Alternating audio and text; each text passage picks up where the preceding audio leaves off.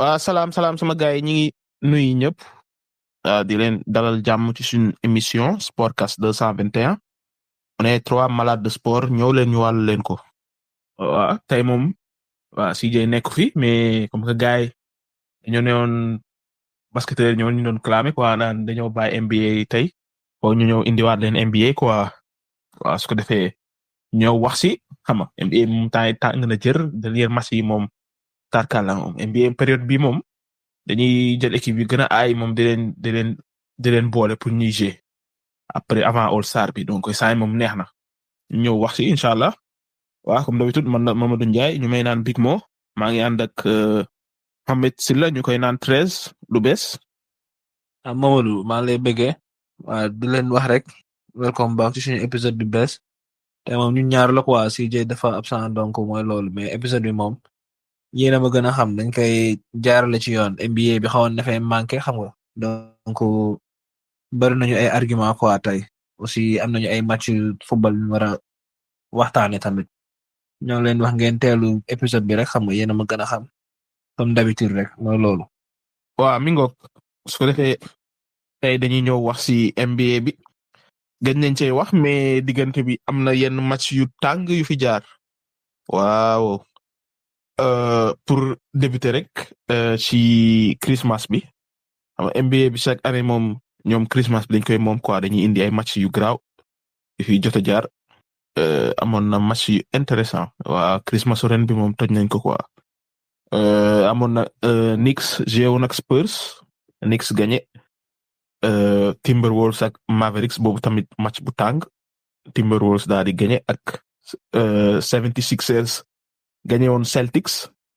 ñoom tamit commencé woon nañoo ñëwaat Lakers Warriors tamit match bu tàng boo xam ne Curry moo fa nekkoon di dugal 3 points yu garaaw ba dernière minute Austin Reeves moo ko di jënti ak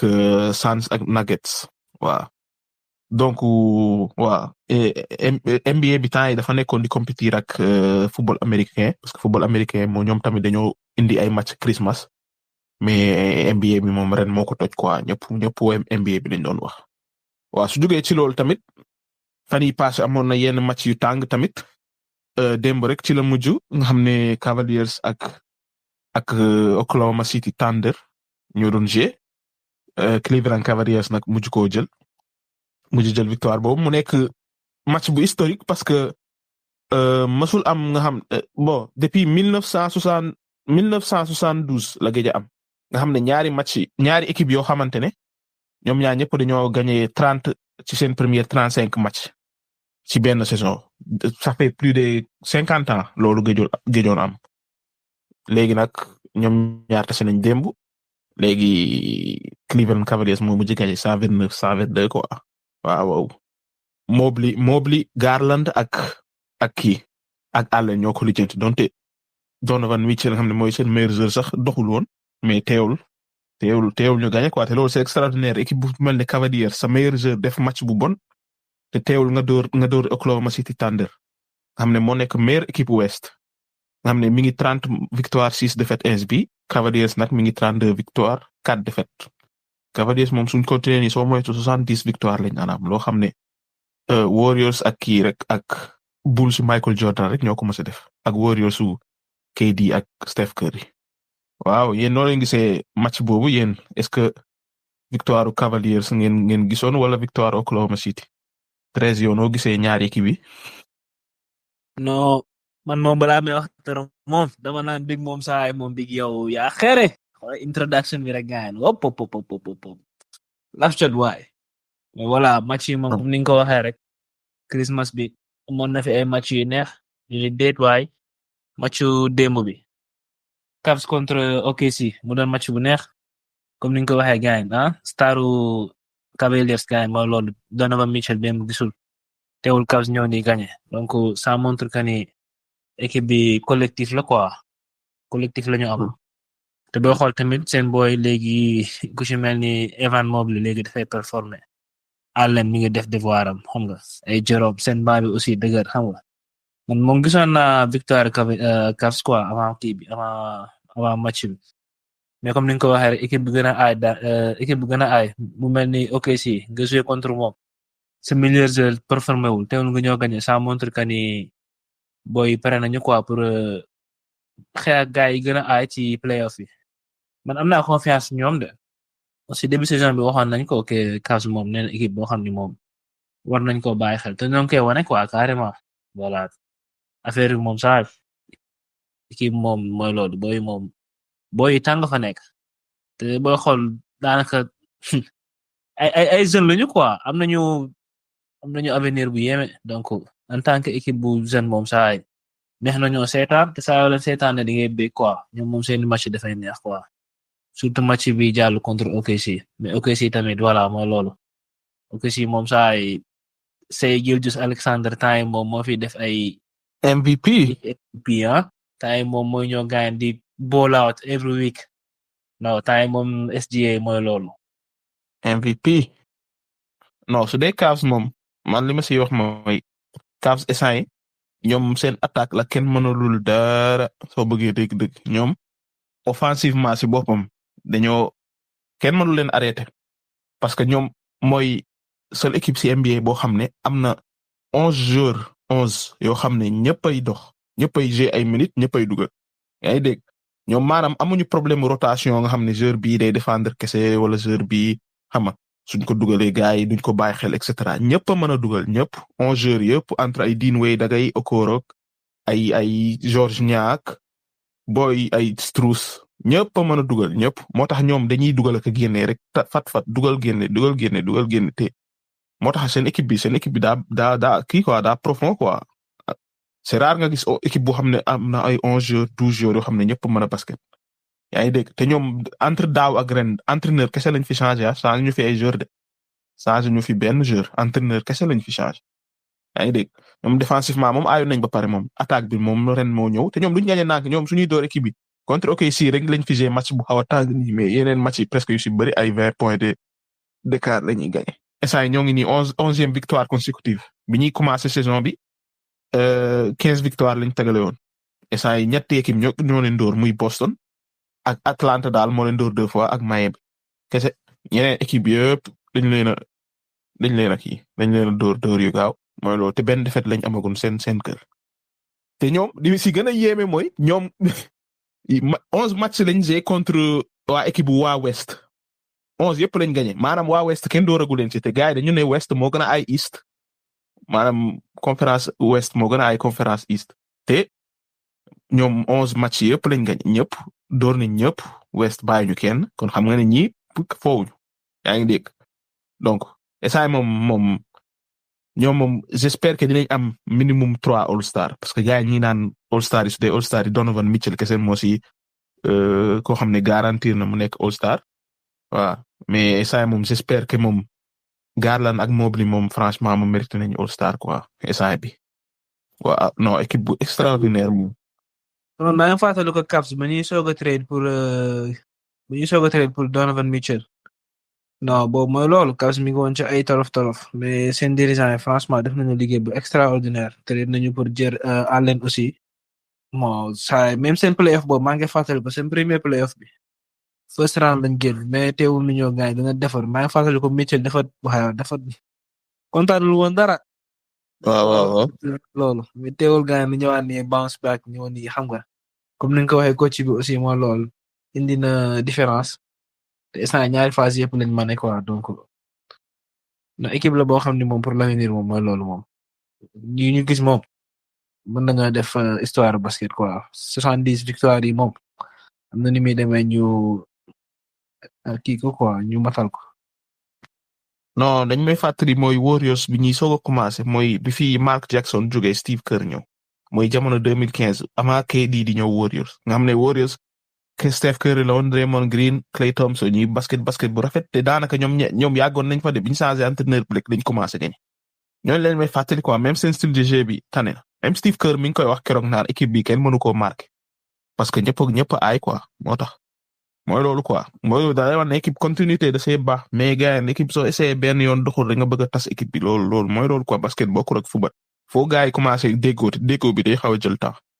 mais gisoo essayé moom ñoo ngi basket lu rëy quoi voilà mooy loolu su dee East bi nag yeneen équipe yi tamit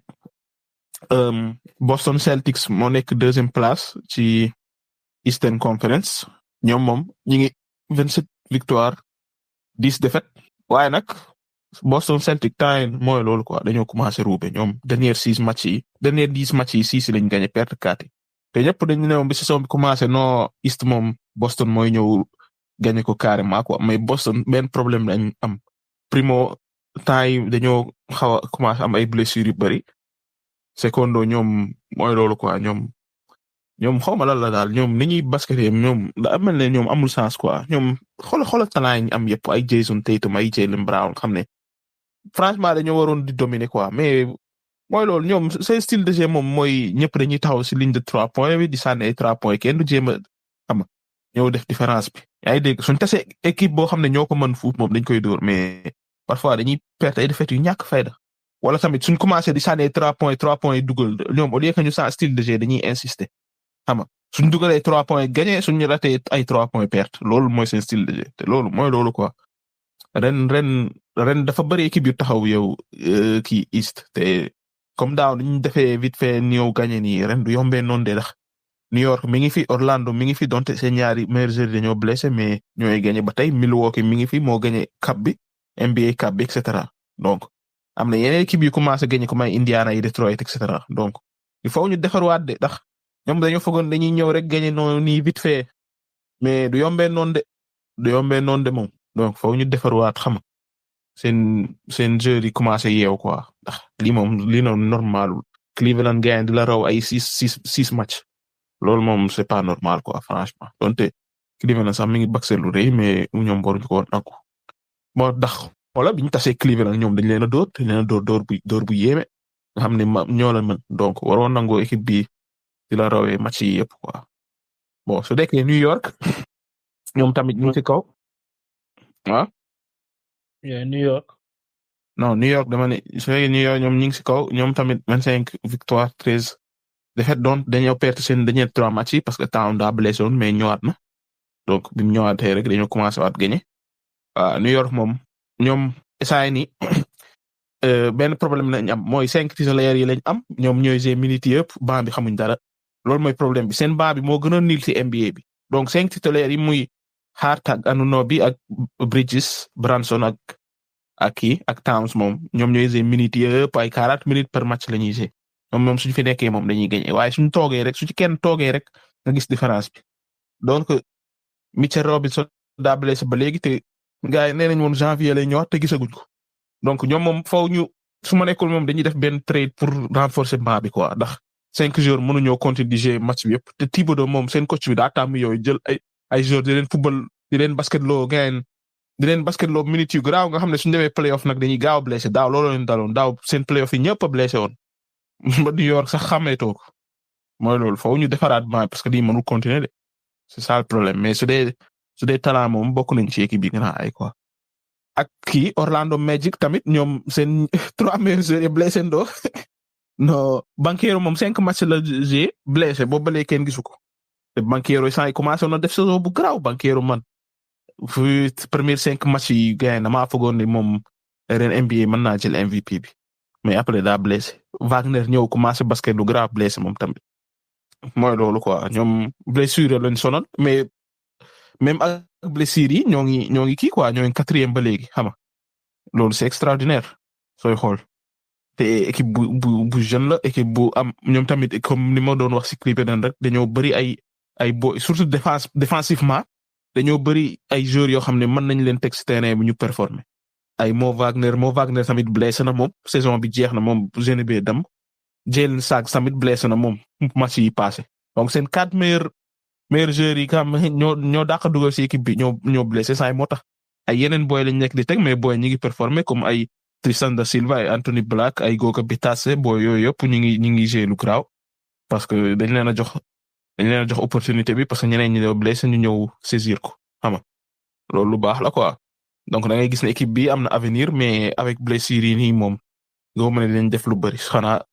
su Banchero ak Wagner ñëwaatee peut-être mooy loolu. Milwaukee moom commencé woon na gagné di tegale ay victoire mais biñ gagné coupe bi ba léegi dañoo relax donc daanaka biñ gagné coupe bi ba léegi daanaka seen victoire yi moo toll ak seen défaite yi xëy na Damian Lillard ak Giannis Antetokounmpo tëb nañ ay match ndax blessure et cetera mais mooy loolu quoi ñoom moom foo ñu commencé waat kii de dafa gagné waat comme avant coupe bi de parce que instant East bi ren daa dox quoi fooguñu ko woon mais ren daa dox donc soo commencé perdre quelques matchs rek da ngay gaaw wàcc saa ñu ngi 5e waaw donc nañ fexe jël au moins 4e quoi nga xam ne premier round playoff seen kër lañ koy gérer mooy gën donte mooy loolu quoi instant ñoom Middleton ñëwaat na Middleton daa ñëwaat G3 match bi ko ci ne ko xaare yow doxatoo demal ci maa bi instant ba lay déparé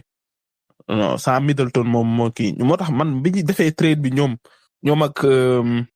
ak Portland pour jël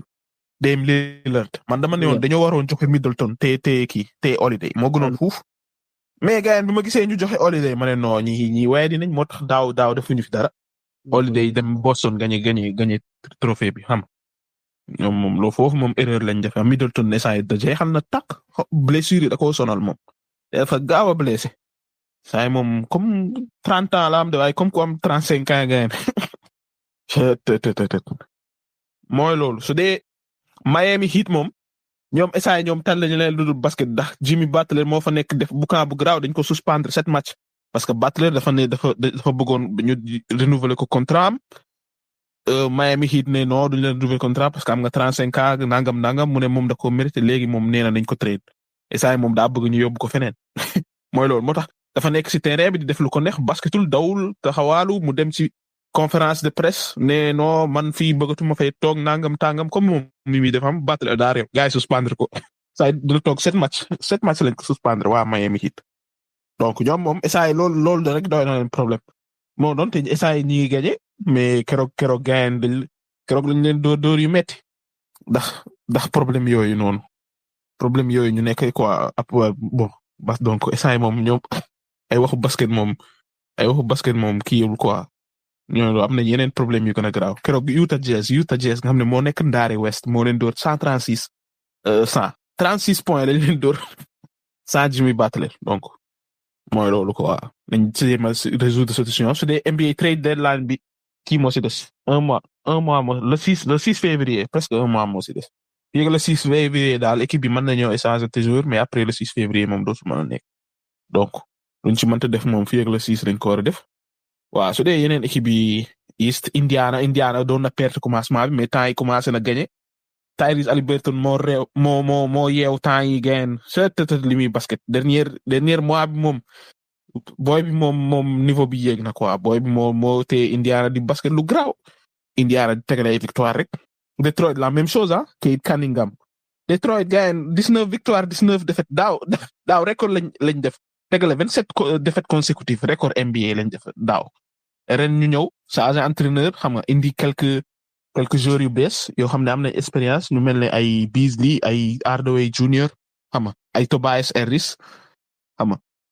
Cade Cunningham nekk fii di basket lu graw Cade Cunningham moom ren All-Star lay doon moom c'est sûr ndax ren moom li muy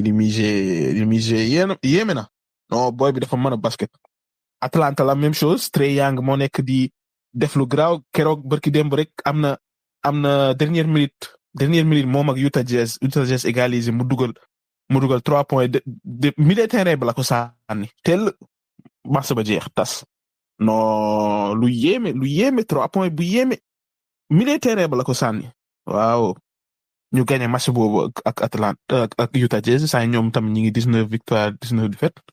waaw yeneen équipe yi moom mooy loolu Philadelphie commencé woon na gagné ñoom tamit Embiid blessé waat Paul George blessé waat ñu commencé waat perdre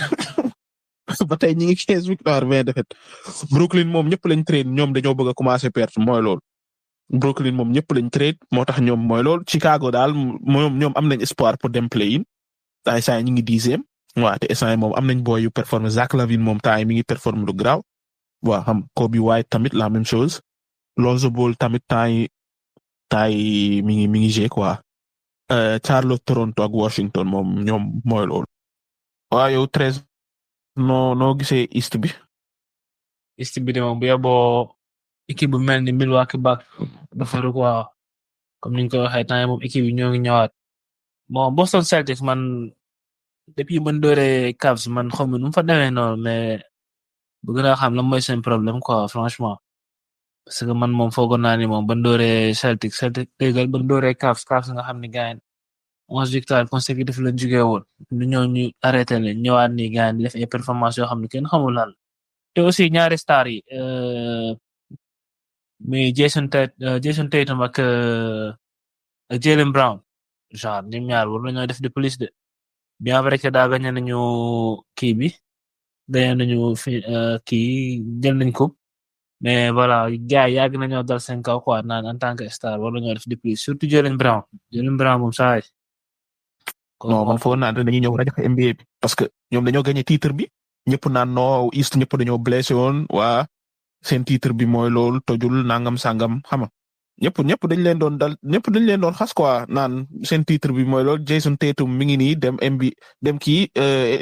team USA. Olympique États-Unis ñu bench ko si maa bi dañ ko teg jéewul dara ba tournoi bi yëpp maa bi la ko Jaylen Brown woowuñ ko et cetera xam nga loolu rek waroon na leen motiver mais ñu ñëw fii gars yi commencé di ruube ñëw fii comme man de foogoon naa ne Boston Celtic ren moom ñëpp lay defal bagage mais nekkate yoo. boo doonee champion da ngay confirmer sa bopp quoi def de plus xam nga mais mooy daal gars yi mooy loolu de. Boston dañoo soft si boppam. waaw loolu la. xanaa bi ñoom waruñu sax toog fii di perdre imagine li yow dernier 10 match 6 défaites nga si am en tant que champion loolu dafa ñaaw boy. en tant que champion loolu vraiment jaaduwul quoi. moo loolu de. 76ers moom boo xool moom mooy loolu moom instant daanaka da nga naan pare nañ ci parce que McCain mi nga xam ne mi ngi ci woon mi ngi di blessé moom it. waaw ko fàtte wax donc ñoom moom c'est mort pas de playoff pour ñoom mais après voilà mooy loolu de Bucks tamit gaañ sans Giannis sans Lillard duñu équipe Middleton moom saa kooku moom jeexal na tàkk trade moom la ñu waroon trade quoi jéemate Holiday mais voilà mooy loolu de instant moom comme ni ma ko waxee rek ñu xool ni muy demee affaire yi moom commencé na intéressant quoi Atlanta Hawks tamit mooy loolu Trae Young gaañ na moom ban équipe moo war a trade pour Trae Young laay laajte quoi. Trae Young monte Atlanta kii na de Atlanta mi ngi see de Atlanta tamit ñoom tamit mooy loolu ay blessure national ndax seen kii seen draft pick bi Risa daa blessé woon kii tam Bogdanovic tamit blessé na lu yàgg séewul xam nga ñoom gars yi dañuy dem ak ñëw kii Johnson time moo blessé Johnson ren mën naa ne moo nekk seen deuxième meilleur joueur. yow boo newoon place Trae Young da ngay toog Atlanta Hawks. mën naa toog de waaye dinaa xam ne moom pour nga compétir pour gagner moom du gaaw moom. du gaaw quoi. ñoom seen équipe am nañ ay boy intéressant mais ay jeunes lañ quoi donc faut mu am patience de. mais am nañ avenir quoi ndax boy ay Johnson ay Risa Cherry moom ay DeAndre Hunter moom moo boy graaw nañ mooy ay xale lañ foo nga def naag. Trae dafa yàgg tamit budul dara sax boy nga xam ne ñoom bokkoon na moom draft ma loolu. ñu ci benn mais moom yóbboon na leen finalu conférence il y a 3 ans ñu dem ba finalu conférence te loolu kon bëggu ko ñoom erreur lañ def waru ñoo na trade pour Dejounte Murray ndax mooy loolu quoi ñoom ñaar mënuñoo bokk teere gisuma ko moo tax Trae Young ren dafa gën a dox ndax Murray nekkatu fa ñoom foofu lañ defee erreur loolu moom moo tax moom joxaat nañ ko Pelicans mooy loolu mais yow yan ñaari équipe nga gis ñoo nar a dem playoff entre ñi Miami Indiana non entre ñi ñetti équipe ñoo nar a dem entre ñi nii ma lay tuddal ndax Milwaukee Orlando New York ak Boston moom gëm naa ne dinañ dem donc entre ñi Miami Indiana Detroit Atlanta Chicago Philadelphia 6 équipes yi yan ñett nga gis Miami Indiana Detroit Atlanta Chicago Philadelphia. Indiana Chicago ak Miami moom loolu de gisuma ko de c'est difficile entre Detroit ak Philadelphia Miami ñetti yooyu man de Philadelphia moom bëggee dëgg. non Philadelphia moom bokkul sama liste de Detroit kay laa gën entre Detroit ak Miami te Miami sa Butler tamit saa xanaa est-ce que moo Detroit rek benn yoon parce que boo xool tamit seen boy mi ngi performer te comme ni nga ko waxee sànq jël nañu ay joueurs yu am expérience peut-être loolu dina ci jouer quoi mais bu dee Miami ak Philadelphia moom saa li may gis mooy dañuy gën a wàcc quoi franchement. man de maa ngi Indiana Detroit Atlanta man. non Miami moom Atlanta da ciy bokk sûrement non Atlanta da ciy bokk yéen kon Detroit lay génne. non man moom Detroit man pour man Miami du dem Chicago du dem Miami moom instant moo nekk 6e mais comme que dañoo ay problème am ñi ngi yeneen problème yeneen coow gëm naa ne moom mooy loolu quoi gëm naa ne moom dinañ wàcc. On verra bon su dee West bi ñu ngi doon wax sànq OKC moo nekk première OKC moom ñoom ñoo nekk meilleure défense ci NBA bi non OKC mën nañoo défendre gars yi ñëpp ay dem SGA nga xam ne mooy seen meilleur joueur sax défenseur bu yéeme la boo xam ne ñoom seen équipe moom su la mënuñoo teg classement boo xam ne ñëpp duñ défendre ñëpp mën a défendre waaw te instant yi Oum Gren nekku fi te su Oum Gren nekkee tamit day gën a jox kii attaque bi de lay gën a defar rek parce que ñoom problème mu tir 3 points lañ am quoi seen joueurs yi ñi si mën 3 points bëriwul te Oum Gren mën na ko mooy loolu moom su ñëwaatee dina def différence quoi waaw non OKC tamit saison bu yéeme la nekk di def ñoom moom suñ continuer ñoom tamit ndax nañoo def loo xam ne mosuñu koo def seen histoire waaw te saa yi ñëpp jox nañ leen favori pour dem final West ñun waxoon nañ ko sax ne ñoom ñooy favori mais saa yi ñu koy confirmer donc on verra deuxième bi nekk Houston Rockets Houston Rockets bi équipe la ñoom tamit défense bu yéeme lañ am waaw ñëpp ay défendre ñëpp ñoom moom mooy loolu seen boy bi tamit Sengun mi ngi def saison bu garaaw moom sûrement dina nekk All-Star ren Alperen Sengun turc bi waaw yeneen boy tamit garaaw nañ quoi yeneen ñoom tamit ay boy yu garaaw lañ am entre ay nuñ tuddati sax boy bi non même pas Green sax Green moom xam nañ ko kay Thompson laay wax Amen Thompson tamit taay mi ngi def saison bu garaaw Cam Whitmore ay Tari Eason boy yooyu ñoo mën a basket sa boppam ñoom draft bi dañ koy utiliser bu baax ñoom maanaam année yi passé bi James Harden jógee nga xam ne dañ commencé woon di perdre dañoo def draft bu baax di jël ay boy yu mën basket ay Sengun ay Thompson ay Eason ay Whitmore boy yooyu yëpp ci draft bi lañ jógee te saa ñu ngi jël lu garaaw yaa ngi dégg donc ñoom seen boy ñu ngi kii quoi mais ay Jalen Green ay Van Vliet ñi moom xamoon nañ leen ñoom moom dañuy performer quoi donc Houston moom seen coach bi moo ay soo bëggee dégg Udoka moo tax Udoka man bëggoon naa mu toog Celtics quoi ndax bi mu leen yóbbee final ñoom mën naa ne même Udoka su fi toogoon essence Celtics passé nañ fii ndax donte gagné nañ titre bi daaw mais Celtics mën naa ne ñoom talent bi ñor waroon nañoo dominer NBA bi te Udoka moom mooy loolu quoi moo ma gënal Mazzulla mi nekk Celtic mais bon mi ko su dee troisième bi moo nekk kii Memphis Grizzlies ñoom tamit comme niñ ko doon waxee keroog rek Memphis moom ñoom doo comprendre quoi moom tamit entraîneur bu graaw la ñu am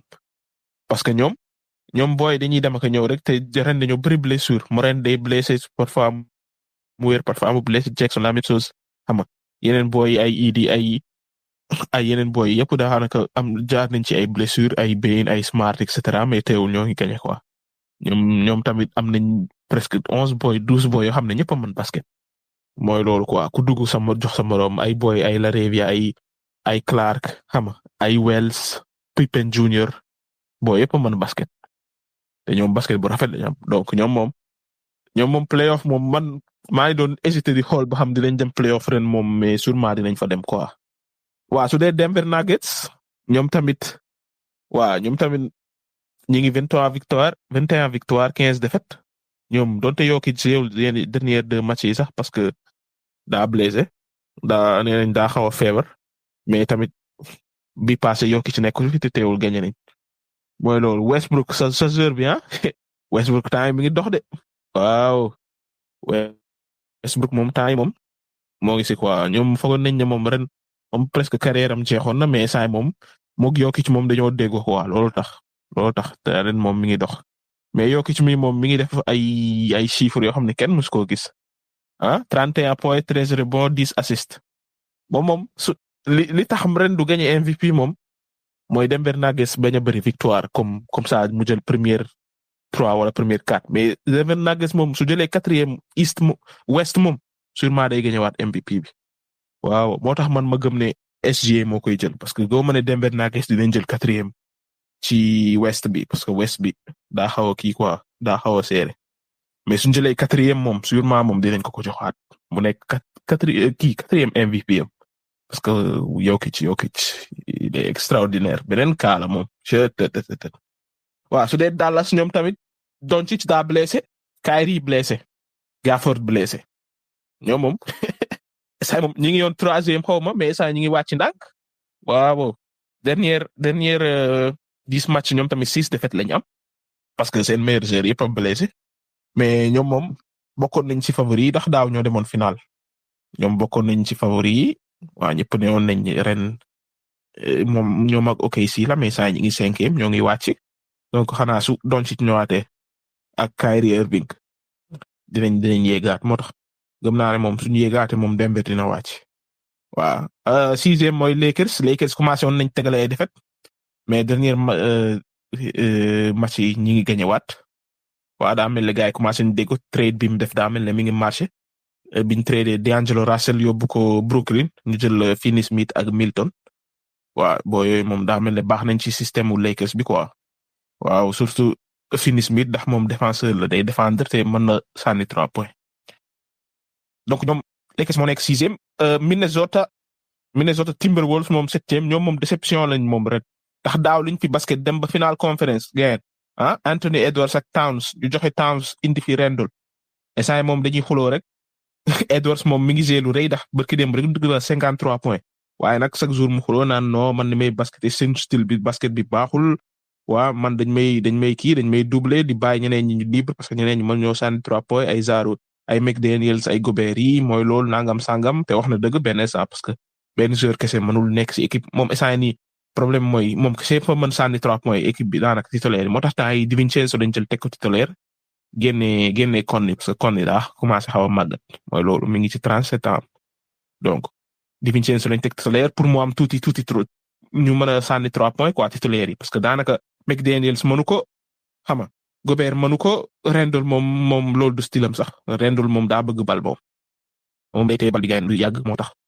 ñoom moom problème style de jeu lañu am il faut ñu xool nuñ koy gérer parce que tamit Edwards kese mënul def lépp quoi waaw loolu moo nekk seen problème mais saa moom mi ngi ñëw ndànk-ndànk de man su ma nekkoon ñoom damay jéem a def benn trade indi beneen joueur bu mën 3 points quoi parce que ñi ko mën seen équipe bëriwul. Di Vincenzo moom depuis saison bi da doon roube mais temps mi ngi commencé dugal donc on verra. waaw Clippers moom Kawhi Leonard ñëwaat na mais benn match la jeu après mu toog beneen match bi xam naa ba tey dañuy gérer blessure am bi ba xam te Los Angeles tamit temps yi dafa am ay kii quoi ay kii nuñ koy waxatee kii dëkk bi moo commencé tàkk quoi daa am ay incendie yu bari yoo xam ne moo tax yenn match yi sax dañ ko suspendre même match Lakers ñu ngi naan peut-être ñu suspendre ko quoi ndax instant yii sapeurs-pompiers ñoo nekk di wër dëkk bi di fay tàkk yooyu Los Angeles problème boobu moo lañ am quoi donc moo tax Kawhi tamit kii tëb ay match mais tamit Clippers moom ñooy surprise West bi moom ndax ñëpp foogoon nañ ne ren duñ fi def dara saa ñu ngi 8e ba léegi ñu ngi risqué de ndax 8e moom ba léegi yaa ngi risqué bañ a dem playoff te affaire bi seer na donc on verra mais moom ñoom ñooy surprise moom Norman Powell moom mi ngi def saison bu garaaw Zubac tamit la même chose waaw ñoom kenn fooguloon ne ñu egg si fii waaye nag on verra que su Leonard ñëwaatee ñu yéeg Golden State ñoo ngi doon perte ñoom moom daanaka dañuy perte benn match gagné benn match su kër yi gisee daal ñu gagné su kër yi gisul moom duñ fa def tous mooy loolu kër yi mooy équipe bi daanaka moom moo yor équipe bi quoi loolu ñoom moom suñ bëggee compétir moom ñoom am nañ chance ba gagné leen titre bi 2022 ndax ñëpp dañoo néew cycle bi jeex na mais saay moom gaw ma ne dinañ mën a gagné waat quoi yaakaar naa moom cycle bi jeex na waaye saay définitivement. San Antonio tamit surprise la parce que ñoom daaw avant daare lañ jël te saay ren ñi ngi compétir pour dem playoff Wembanyama quel joueur Wembanyama dernier 1 mois bi gagne mi ngi basket lu garaaw sax Wembanyama moom esaay moom su Spurs xawoon yéeg tuuti rek ñu waxtaane ko waxu MVP waaw non boy bi attaque défense lépp lay def 3 points yaa ngi dugg parfois daal mu am match yoo xam day ñëw rek nelaw moom doo comprendre waaye moom su gisee moom kenn du ko mën a téye moom day terroriser ñëpp attaque bi défense bi lépp lay def non quel joueur il est extraordinaire boy bi. waaw su dee San Antonio moom ñoom manaan San Antonio Sacramento Kings ñoom dañoo dàq seen entraîneur bi ñëpp di coow naan lu tax ñu koy dàq parce que entraîneur bi moo leen yóbboon playoff daaw jekk te ñoom géejoon nañ playoff nangam mooy bokk na si entraîneur bi gën a am succès ci seen histoire bi mais biñ dàq entraîneur ba léegi ñu ngi gagné de waaw daanaka dernier match 5 victoires consécutives lañ tegale ñu dàq entraîneur bi donc ça yéegaat nañ ba position playoff ñoo ngi xool xam dañ fa mën a dem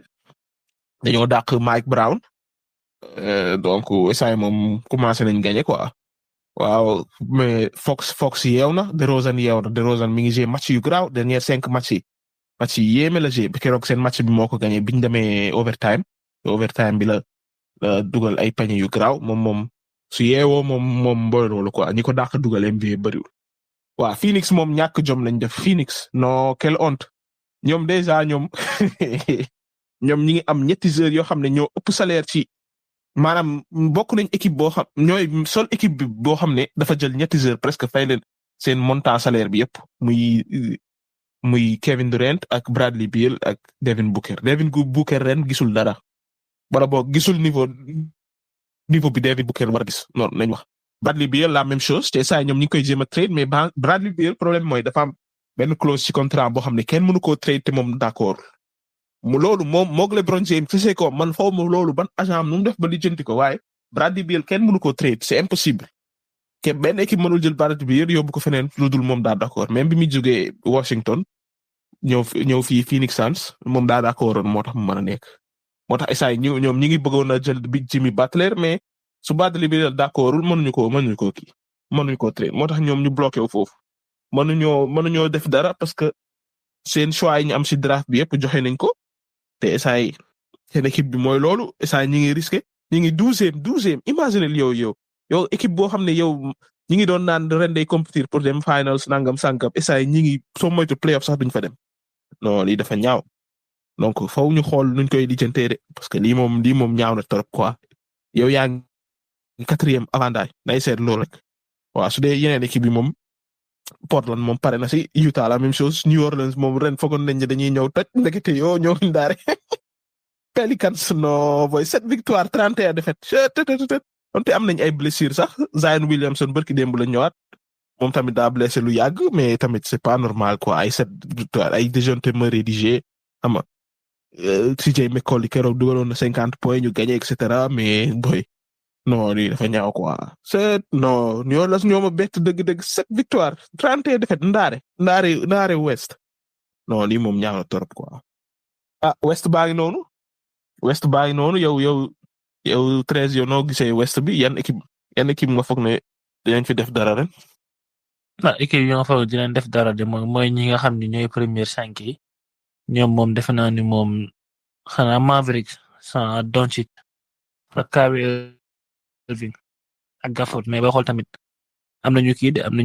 nañu banc quoi benn instant donc je pense que dañu mën a gérer ba yaa ngi dégg Timberwolves moom surprendre na ma quoi maanaam décevoir nañ ma sax laay wax Timberwolves moom saay équipe boo xam ne daaw yaa ngi woon finals Western Conference ren nga ñëw gaañ mooy loolu comme ni nga ko waxee ñoom amuñu ay ku la ñu dugal ay 3 points bu dee Di Vincenzo ak Anthony Edwards nga xam ne mooy loolu ren la koy soog a jël vraiment di ko jéem a kii quoi di ko jéem a def mais boo xool daanaka dafa évoluer côté boobu Clippers voilà Los Angeles moom temps moom saxaar si moo leen xaw a kii comme ni nga ko waxee sànq donc seen match dañ ko suspendre Warriors gaan Curry kontaanul de Steph Curry gis naa ko match bi jàll gaay mooy loolu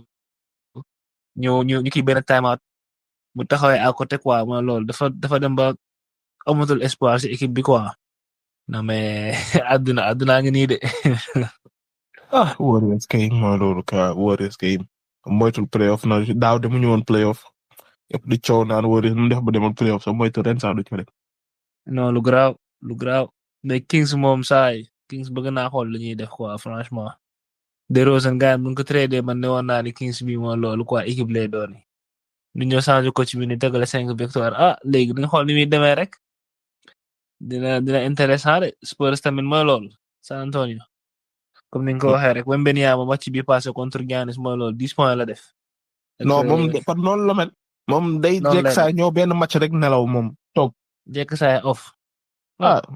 yooyu war na ko bàyyi moom. mais su gisee moom kenn du ko téye moom. non bu liggéeyee moom ñoo ni toogaan liggéey benn continuité ni gaan ma loolu NBA moom moo ko téye si loxoom quoi. koo xam ne gars ñaari côté yëpp nga mane. yow maanaam ak nu mu toll noonu mën na toll fu ko neex dugal benn kii quoi benn 3 points sans problème non c'est autre chose mais Sans quelle déception bi moom mooy déception bi gën a rëy. Sans maa fàttaliku ban trade pour Kevin Durant ñu ni déet ñu teg si Brad Beal gars yi non mooy loolu quoi équipe bi dafay àgg finals. wala équipe bi léegi catastrophe. man nag ñortoon naa ko de parce que léegi nekkatul ay question de dajale ay star bu njëkk da ngay jël équipe dajale star benn équipe ñëw xama dem gagné. Miami Heat defoon dañ ko fi Boston Celtics ak ay Garnett ay Pierce ay Allen yooyu Miami Heat. jamono yooyu mën nga nekk wala Warriors ak KD kër yeeg yooyu mais léegi basket léegi dafa évoluer quoi. basket bi laay léegi soo jéewul teg bal bi di basket lu leer di défendre am mën nga indi star yu la neex waaye dootoo gañ léegi parce que ñëpp ko mën bokkul bu njëkk nga xam ne da nga am ay star xam nga star yi di def différence. dominer quoi. non star collectif moom mooy gagné quoi da nga koy xool ci Cavs ak OKC rek même bu dee équipe bi lañ yor sax ma lool teewul ñi ñoo ngi def seen différence. collectif dafa baax ci équipe quoi sa sens loolu moo leen manqué. da ngay xool bu ñu amee KD bu fi nee di jouer moo loolu duñ perte mais KD bu fi nee dañuy perte. Devin Booker gaan moom it beneen champion bu soxla ngi noonu.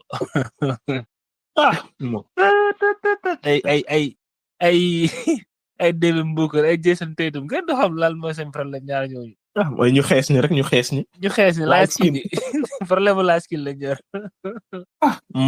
last skin behavior lañ yor quoi mais da ngay réew a tas Brad Beal moom gaañ moom décevoir na wa de du ma la fen de. léegi NBA léegi soo jëlee ay heures yu maanaam yom salaire yu kawe dajale ci équipe da lay limité parce que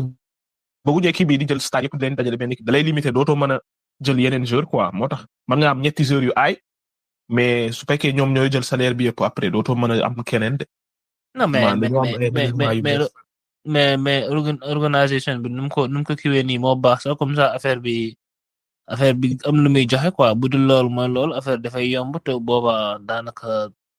saison bu commencé da ngay mën a prévenir lépp donc nii la neexee de équipe bi mel ni Sans moom di jéem a dajale ay star di jéem a gagné nii facilement mooy loolu Devin Booker ay Brad Beal di ñàkk a performer moo taxit de da nga seetli rek te même Nurkic sax grand joueur la donc. Nurkic sax ñu ngi koy jéem a trade mais mooy loolu ñoom instant yii mënuñoo trade kenn parce que seen choix ndax sooy trade maanaam da ngay joxaale ay choix ci draft. mais ñoom amuñu choix yëpp joxe nañ ko pour jël Bradley Beal ak Kevin Durant. Kevin Durant waaw ñoom moom dañoo jël risque carrément mais voilà finalement dañoo perte quoi dañoo perte. non ñu fi con lañ def fi con dëgg lañ def. ñu fi con jël risque. mais New Orleans Pelicans woo pop. man ba ñu tradé pour déchanter Mori bien vrai que am nañu blessure booy mooy loolu parce que ñëpp blessé woon mais genre non mais naare. non ñëpp waxoon ne non ren Pelicans comme te moom ren équipe bi ñu am CJ McCollum xam nga déchanter Mori ay Trey Murphy DeJounte Murray Zion Williamson non Ingram ñëpp ne woon ren moom ñii kuñ téye moom deke téye yoo. non mi ma déception année bi quoi franchement bii moom. non lii moom kenn foogu ko woon moom. man sax dama ñëw grand de waaye 14e place nii avant ndaare ci boppam. non ay saa kay ñu ngi ndaare kay saa kay. non c'est autre chose. non ñi moom bett nañ ma quoi franchement. Zion Williamson tam nu mu demee yow pour yow dafay ñëwaat. dafay doon naan lu tax NBA temps yi amatul ay spectateur ak affaire dafa wàññeeku ratings ak yooyu. NBA affaire star la xam nga. Zion Williamson bi ñu koy trade fii dañoo ne woon non maanaam niveau LeBron nangam sangam nouveau star international nangam Zion moo ñëw def déception totale et Zion su nekkoon di toj comme niñ ko foogee woon di performer ay niveau LeBron James kon NBA dinañ egg feneen mais gars yi mooy loolu quoi NBA léegi. am na ko ci fàtte ku ci mel ni Ja Morant wala basket ne fi doon def ay yëfi dof. non man ñi nga xam ni yow américain depuis 2018 américain gañewul MVP. parce que non du mën a am parce que booy sérieux wuñ quoi. non génération bi moo commencé boppam bëggee entre ay problème mu jigéen ak ay problème mu jabar ak ay problème pistolet ay yu kenn xamul. ñoom maanaam da ngay gis booy bu am 18 ans di génn ko am 40 ans xam nga. Jalen Green step dad boo xam ni doomu femme boobu doom ji 22 ans la am moom Jalen Green la maaso. non xoolal Anthony Edwards moom ay problème mu ñaari gel la ëmbalandoo moom problème yooyu xam nga su dee Zion Williamson la même chose moom ay jigéen yu jóge fële naan kii non kii daf ma trompé kee nangam sangam kii naan non dafa fanaan ak man nangam sangam. jàmbalee ay problème mu non pistolet fii génn na fii téere na fii gang xawma lan non moom booy jaaxal nañ ma moo tax étranger ñoo dominer rek genre SGA genre Giannis ay Doncic booy yooyu ñooy ñëw di dëgg NBA ndax américains yi dañoo ko de ay Devin Booker ay Jason Tatum ni ko doon waxee booy ñoo soft Jalen Brown moo fi ëpp salaire kooku moom saa ay Wembanyama yi yow ñoom ñëpp ay étranger la moo tax. Rizarce may ko quelque temps rek.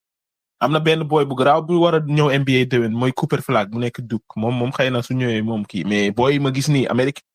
dina gëj a te NBA bi de te LeBron ak ay KD ay kër yi léegi ñu bàyyi donc. américain yi am nañ problème. peut-être banquero moom si moom. banquero moom. mais booy ci des ñi moom mooy loolu quoi comme yaakaar si ñoom moom waaye booy ku ci gën a ñàkk sérieux nga ni kii ku tànn kenn tànnul moroom moom loolay wax ji quoi. non booy kay yow heure bi Jason Tatum moo doon te basket na waaw yow moo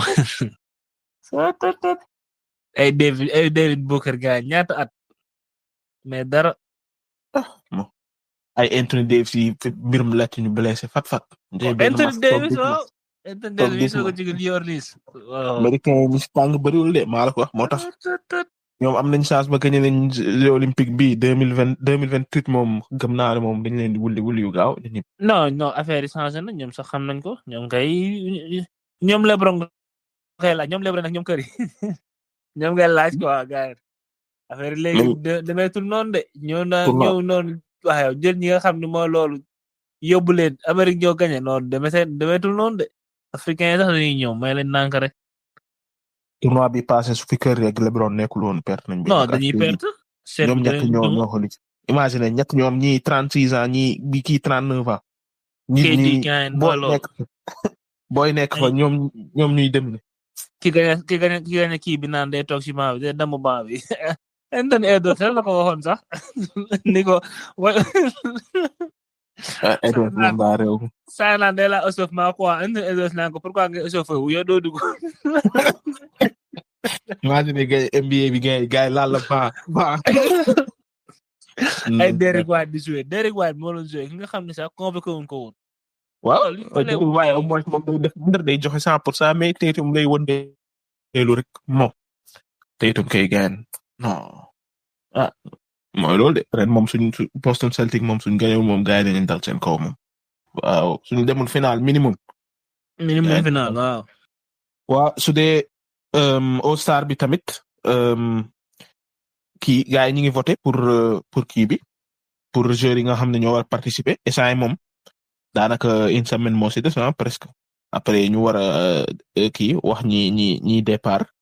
waaw su dee East bi Giannis Antetokounmpo moo ëpp ay voix Jason Tatum ak Karl Anthony Towns si ailier su dee arrière yi tamit LaMelo Ball moo nekk première moom moo ëpp ay voix ci East bi LaMelo Ball star la nag dafa bëri ay follower waaw ak Donovan Mitchell tegu si Damian Lillard Jalen Brunson Trae Young cinquième waaw su dee ailier yi moom Giannis Tatum Towns Banchero Brown Jimmy Butler mooy loolu quoi boobu mooy East bi su dee West bi moom ci ailier yi moom Jokic moo nekk premier ci voix yi. Kevin Durant, LeBron James, Victor Wembanyama, Anthony Davis cinquième. waaw su dee arrière yi moom SGA moo nekk premier Shai Gilgeous-Alexander. Curry tegu si Luka Doncic, Kyrie Irving, Anthony Edwards. waaw après nag suñ décidé kii dañuy xool li fan yi voté. après dañuy laaj joueurs yi tamit dañuy voté ak journalistes yi dañuy voté. suñ voté ba décider ñi départ. après nag ñi remplaçant yi moom coach yi nekk NBA ñoo koy voté quoi. coach bu ne day voté remplaçant yi su ko defee équipe bu ne East day am 12 joueurs West am 12 joueurs. suñ demee ba journée bi nag dañ leen di diviser ñetti équipe quoi ñetti équipe lay doon ñu dee benn genre tournoi ki gagné jël All Star game bi. waaw yow woy 13 yan joueur nga bëgg a gis ci All Star bi ren. non star bi mënul manqué Lamelo Ball bari fa depuis ba muy nekk xale ñoo ko topp ba léegi rek moo tax ay boo am du bari quoi boobu reality show bu papaam doon gérer moo tax gars yi mooy loolu depuis xale lañ ko xam bu ñëw nii gars yi doon fi grand joueur basket donc moo tax gars yi moo tax mu bari influence quoi mais bëgg naa gis Lamelo de blague à part. non Lamelo dina bokk même su départul sax dina bokk sûrement. ci remplaçant mooy loolu faa mu bokk de même bu dul dara. Mobley moom bëgg naa kaa gis trop waan Mobley ak Darius Garland ñaañu moom bëgg naa leen gis quoi franchement mais ñi ci des moom defe naa ne moom c'est déjà confirmé ñi ci des ñi may xalaat ñëpp gis naa ne lañ woo quoi ñett ñi laay xaw a hésiter quoi xool ba xam dinañ bokk wala déet mais bëgg naa leen gis quoi franchement. man de moom bëgg naa gis Cade Cunningham su dee East moom Cade Cunningham moom foofu mbokk moom. Cade quel joueur. waaw non boy bi dafa mën a basket ba noppi dafa calme quoi moom ay boy di nekk fii temps yi laal ay step back ay sànni ay 3 point toll fële moom day jël temps xam nga def décision yu baax si terrain bi su mënul kii mu dem ba si pañe bi dugal foofu moom basket old school yi la am mooy loolu. su dee East moom bëgg naa ko gis su dee West moom bëgg naa gis Jalen Williams. ok si moom foofu mu am 2 jours. SGA moom dina bokk mais Jalen Williams moom bëgg naa ko gis moom. ndax West moom gars yi ñi fi nekk temps yi sax yëpp léegi màggat nañ donc nañ may boy chance quoi. Badou. waaw non Jalen bi ak Jaren Jackson Jr tamit. Memphis ñëpp a doon blessé moom bi fi ñëpp kenn nekkul moom moo téye équipe di performe lu graaw donc moom mérite na nekk All Star ren. waaw mais baax na. on verra incha allah. waaw ñu daal di jàll si football bi rek. incha allah. su dee football bi moom amoon na quelques matchs Super Coupe Espagne ak Carabao Cup Angleterre Coupe de la Ligue su dee Angleterre moom waa premier match bi moo nekkoon entre Arsenal ak Newcastle fekk Arsenal këram door ko 2-0 tey Havertz kaa yàqu na kaa bu yàgg la yàqu. non Havertz war a mbëkk bal bi di dal ci mbagg yi loolu lu yow man mosu ngaa gis ku raté bii bu mel noonu mosuma koo gis. non. mais Arsenal mi retour bi dina metti de war a dem ba Newcastle war a remonter 2-0 ah. lii moom mënewuñ fa sax ñoom mënewuñ fa sax ñoom Newcastle moom mënewuñ fa. soo an fa demee dañ leen di duma. Arsenal de moom classement am type la teg waaw. foog ne ay Raya ay Saliba Gabriel ñëpp football ñu foog ne dañuy gagné ndekete yoo nar ñoo gagné. Newcastle bi ñu ngi ci doon wax épisode bi passé booy ñetti ñi ci kaw Murphy Isaac Gordon wop quelle équipe yow 13 loo wax ci match bi. non mais Gordon faa ñu wax ci moom de Gordon gagné maa ngi fàttaliku ba muy nekk Everton kii la woon quoi amoon na avenir la gars yi doon wax et tout mais gis naa ne mi ngi progressé de parce que booy xool bu njëkk ba kii rek la amoon vitesse mais actuellement nii moom mooy loolu quoi mi ngi commencé mature quoi en tant que footballeur. Isaac moom chaque kii ñu wax ko chaque épisode ñu wax ci moom man kay milieu bi laax ni moo dëgër Tonali Guimaraes ak kii Joelinton non mais c'est autre chose Joelinton gaay mooy loolu attaquant la woon xool ko rek ñëw gaay flop kii ñëw wàcce ko Eddie Howe xool lañuy performer léegi rek instant bi lu manqué ci équipe bi non mais franchement man moom comme ma koy waxee rek football moom milieu la quoi milieu moom bu doxee rek lépp dox te gis naa ne Tonali daa ñëw rek seen saison bi changé quoi franchement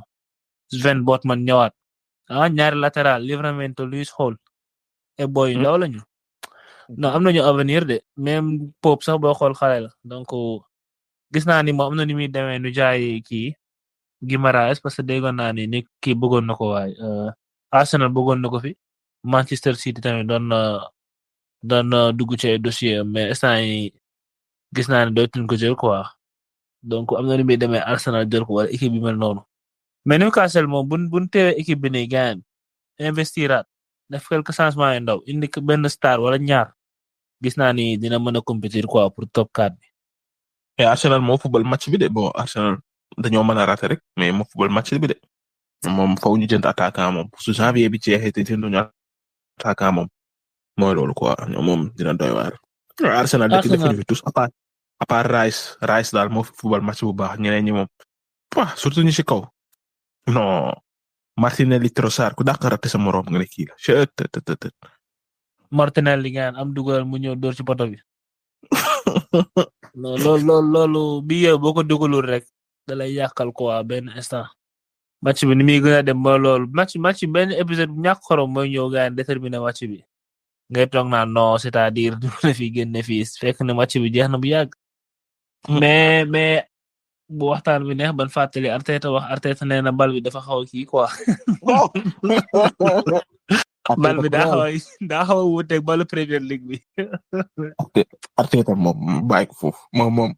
su gañewul trophée ren moom gars yi dañu dal ci kawam man moom du ma ko jugé ci ay gagné Premier League parce que Premier League moom man nga mën a Arsenal am na effectif bu ko mën a gagné mais gars benn FA Cup wala Carabao Cup yow su fekkee da ngaa ñëw tey teg formation type ñi gën a ay ñëpp nga tegal leen Odegaard Rice Gabriel ñëpp a football xam nga sa ñi raaya sax gardien bi sax nga teg ko yow ça veut dire que yow dañ laa ne tey ren indi ñu coupe yaa ngi dégg Carabao Cup FA Cup su ko indiwul nag moom ren man su ma ko défendre de parce que Premier League moom du ma dal ci kawam mais su fekkee yow dirigeance moo la ne indi ñu coupe nga ñëw fail ñaari coupe yëpp ren moom mooy loolu quoi am nga problème. man de Arteta gis naa ni rôle bu ñu joxoon Arsène Wenger moom la yor Arsenal parce que même bu dul dara sax Edu seen dirigeant bi dafa mujjee woon a bàyyi quoi dem yoonam sûrement mook Arteta dañoo amoon dañoo ñàkkoon a déggoo ci ay kàddu loolu laay gis quoi te Arteta tamit gars man moom ci championnat bi laa koy jugé parce que mënuma gëm ni yow yaa ngi xëccoog City championnat te City bi wuute na ak City yi doon xëccoog championnat Liverpool dañoo waxante dëgg am na saison boo xam ne gars Liverpool 98 points la def xaw ma benn VAR moo taxoon nga ñëwoon championnat bi City boobu gars bu doon compétir ak Arsenal li muy wax City bi gars mooy loolu gis nañ ko ren taxawul saison yi passé Arsenal moo ko waroon jël de mais moo ñëw ba dernier match yi gars mooy loolu am na lu leen manqué quoi doo xam ndax en tant que équipe la doo xam ndax entraîneur bi la mais genre man gis naa ni changement moo leen di arrangé quoi parce que bien vrai que Arteta jëlee na leen fu sori indi leen fii mais est-ce que mooy coach bi nga xam ne mën na leen indi championnat en tout cas ni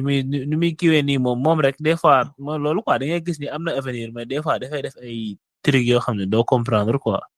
te nañ waxante dëgg championnat ren bi moom saa moo waroon nekk top quoi même match coupe bi da leen leer ni bëgg na gagner dara parce que seen match bee passé Crystal Palace lañ ñu ko woon a jouer soo ko jouer contre Newcastle banc bi la teg première mi-temps bi Palace Mané deuxième mi-temps bu ñëw dugal Saka ci la ñëwee jouer match ba sa tegu mi contre xaw ma ban équipe la mu ñëw blessé ci donc loolu da lay wan ni ren moom bëgg na indi coupe quoi maanaam ñàkkul ni dañ ko kii quoi ni ko faa ngi indi dara ren loolu laa gis ne man comme niñ ko waxee rek. jëndul attaquant du indi tous te su fi Saka nekkul moom équipe bi moom duñ dox moom ay corner rek la ñuy wër. waaw kii daal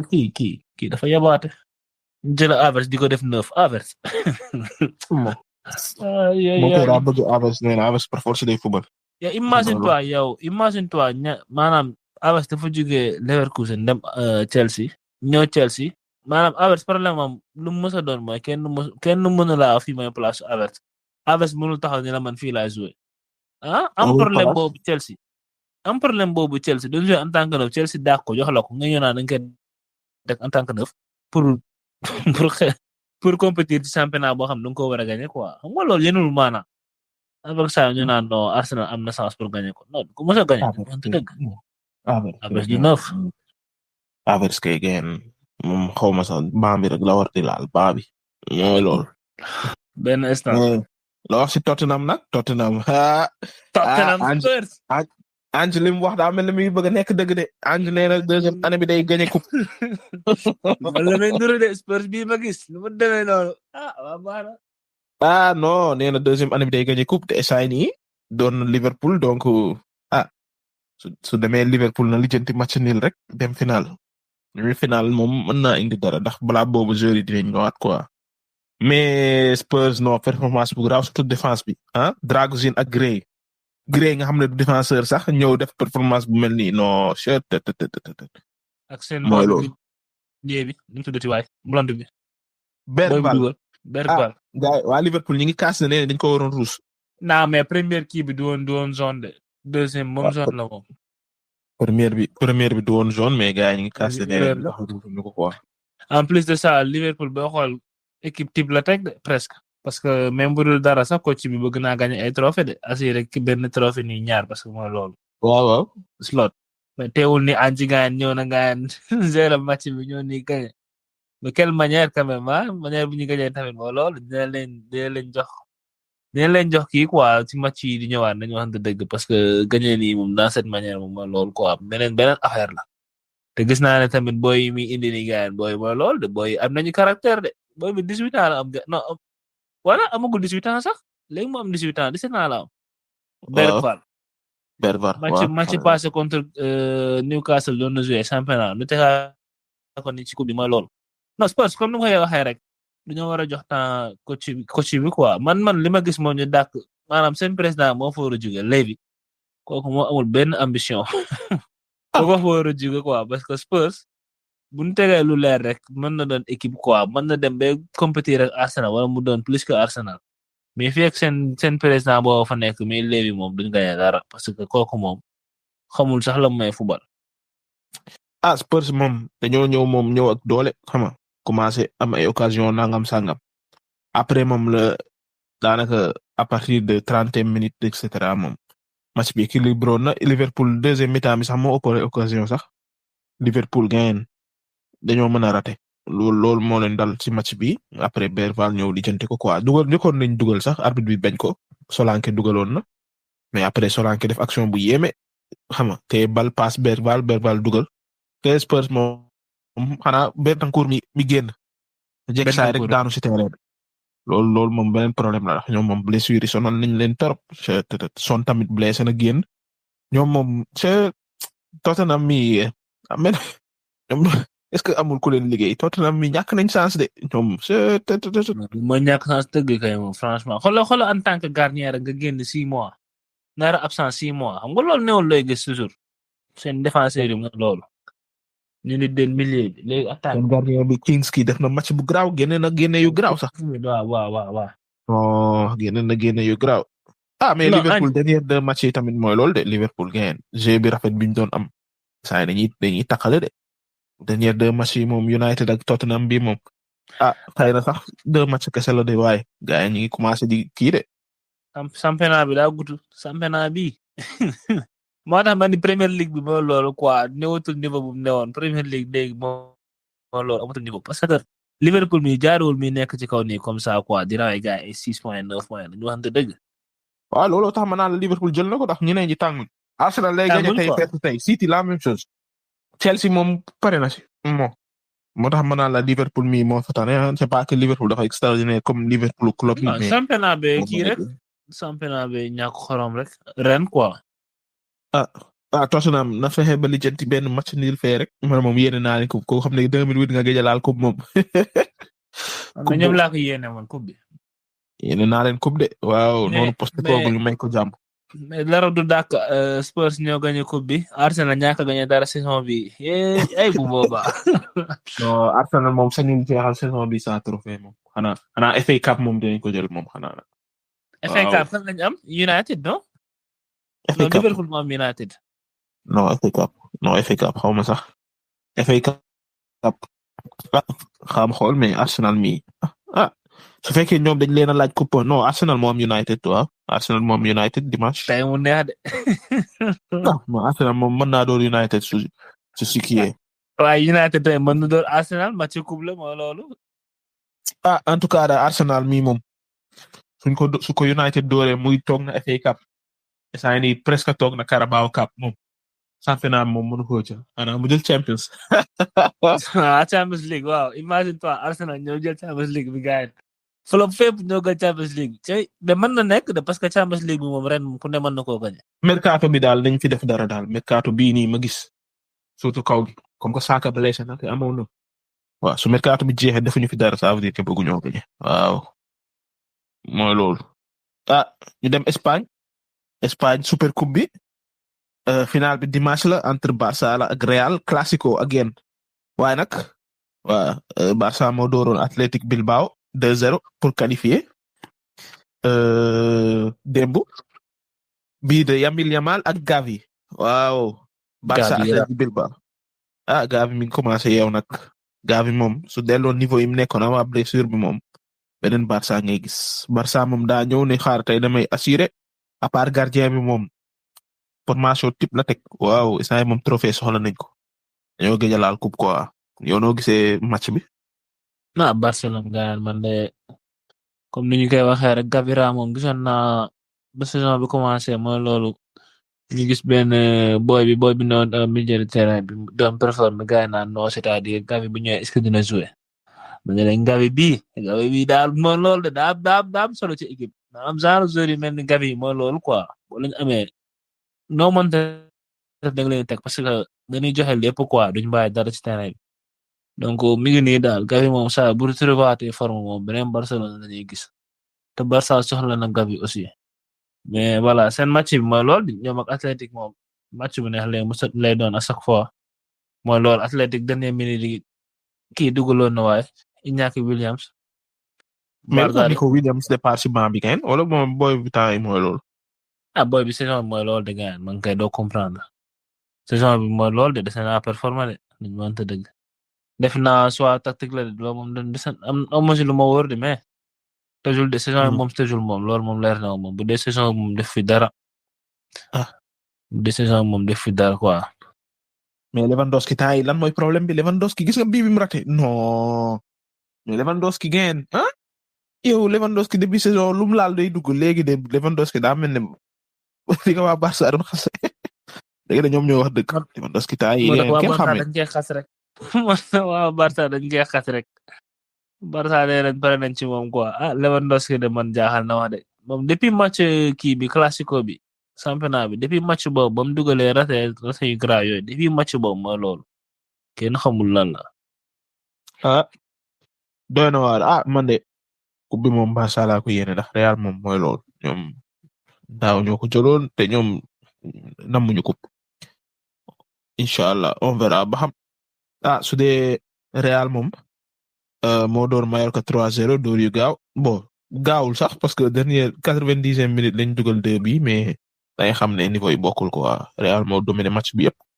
comme niñ ko xalaatoon Real tamit ñëw teg ñëpp waa Valverde Bellingham Rodrigo Vinicius Mbappé et cetera Tchouaméni daal moo def paroon si axe bi mais moom tamit blessé na génn donc. nañ ko Valverde waa Valverde tamit baax na Real lii moom mooy kii moom man moom lii moom mooy seen classement Camavinga moom daa war départ moom waa ak Valverde ak Bellingham ñoom ñett moom milieu bi ndax Tchouaméni moom Camavinga ko man nañu wante dëgg rek voilà mais 3-0 90e minute 95e minute la Rodrigo dugal 3e bii bi Bellingham ak benn bii contre son cas quoi noo gisee performance su Real bi. Real de boobu noonu fa woon rek te Bellingham moom temps mi ngi ci de Bellingham moom saa bu mu dugalee ba léegi boo loolu gars yi Bellingham moom kooku woon dafa am mane quoi mais Real de Madrid moom bëgg naa gis lu muy def ak kii de Barcelone te boo xool Tchouaméni blessé na Valverde blessé na Bellingham tamit dégg naa ñu naan est-ce que blessé wul donc. blessure yi ma loolu kii mooy ñoom seere ko kii Mbappé waaw. kii moom instant moom war naa kii quoi war naa pare pour jouer contre Barça comme que ni match bi jàlloon moom dafa ñëwoon gaan orzo 8 fois bii paa moom war naa xam gars yi dañuy fubale exploité kii woom quoi forum mi vitesse kii que daa war a muus quoi bu muusoon rek mooy lool mën na dugal Barça triplé sans problème mais mën na koo gérer de kii wala Vini wala waaw. Vini moom mi ngi si profito comme que dañ koo aj liga bi ndax mi ngi naan dal naa si kon ñaari match yi moom la may ñëw fubal. naa joxe lépp ah. dañ ko aj 2 match liga bi. Vini mooy loolu war naa bàyyi nag. Vini defoon ko coow ay ballon d'or gayen di nekk si détails yi. Vini xanaa gisul 10 ans ci ginnaaw 15 ans ci ginnaaw liñ laan def Neymar ay Messi ah nga xam ni daanaka danga naa ñii damm nañ leen quoi gars yi jugaat joué sans problème sans casse ay Ronaldo ñaata grand joueur nga xam ni daanaka mooy loolu man mën naa comprendre quoi moom ak fans yi et tout mais genre moom it des fois dafay provoquer quoi te gis naa ne fans Real duñ bëgg nangu déglu loolu quoi mais Vini des fois dafay provoquer de trop na focus ci game bi quoi bàyyi caaxaan mi def ni amul benn njariñ amul da leen leer ne sax Rodrigo kii waay Rudiger keroog du ko jéem am day dem ba nga xam ne sax chaque jour nii ay détails nangam saaga arbitre saaga fans détail yow nangam fans sangam bëgg arbitre entraîneur coéquipier bi pa sax mënoo wax ay waxu racisme ndax kenn def fi ay affaire racisme moom moo fi nekk di xuloo gardien Valencia bi nangam kay naka gars yi commencé kii naan ko ay mono yi kenn xamul mais non buñ paree naan ay Vini naa non mais Vini dafa war a changer quoi loolu dañ ko war a tee wax ko dëgg maanaam Brésil musul xam ni Brésil musul ñoo am joueur bu mel nii yow yaa ngi doon ki nga xam ni moo war a jël kii relève Neymar nga ne fi naan da ngay ruube nit ñi quoi di def na ko su dul noonu dañu waxante dëgg. daa performé sax Brésil def fa tus. def fa tus du ko def dara mooy loolu. classico bi moom dina tànn classico moom chaque jour day bëri coow moom waaw te daaw moom Real moom classico bi donc dimanche moom dina tàng jër incha allah nañ ci wax épisode bi di ñëw dinañ waxaal si làmb ji tamit combat yu neex waaw combat yu neex am na dimanche moom épisode bu neex la ñu nar a indil classico bi indi làmb ji indi kii Bundesliga mi ngi ñëwaat xam nga Serie A baa ngi fi xam nga Ligue 1 baa ngi fi championnat yëpp ñu ngi fi waaw dañ ci wax incha allah waaw su defee jeudi ngeen teel a connecté wu rek ngeen dem aimer suñu page bi Instagram xam nga TikTok fépp incha allah kon xam naa ba lundi incha allah jaajëf.